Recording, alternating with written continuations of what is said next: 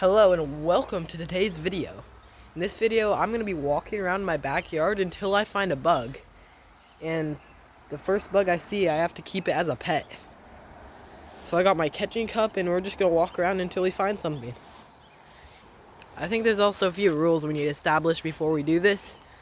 First of all, if it's like a worm or a slug or something, I'm not going to count it because I don't think either of us want to see that as a pet.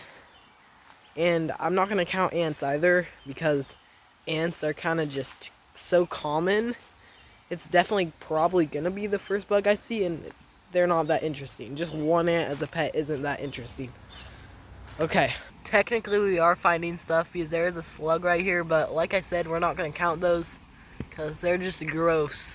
Yo, look what we found. I just found a roly-poly, and I actually already have some of these as pets. The same species, actually.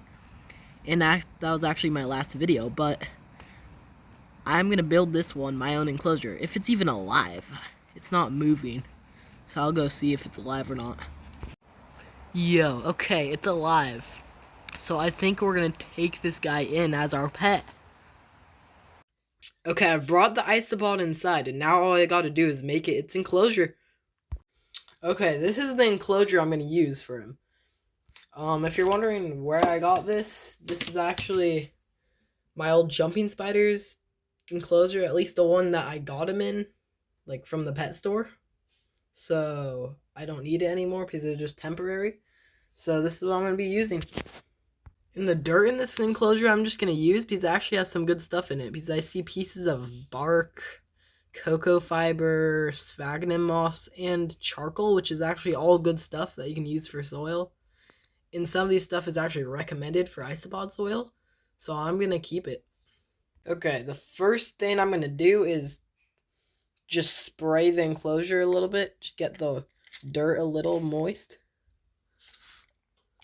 Okay, second, I'm just going to kind of make one part a little deeper than the other.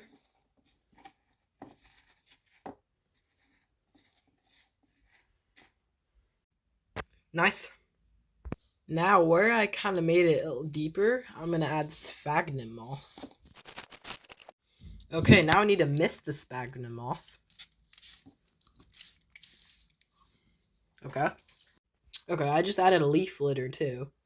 And normally you'd want to add more for isopods, but because it's just one, this should be enough. Okay, I just added some cork bark too, so then they can hide under it and eat it a little bit.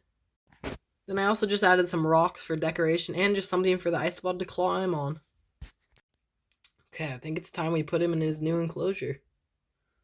So let me just tip the cup, and I think I'm just going to dump him in.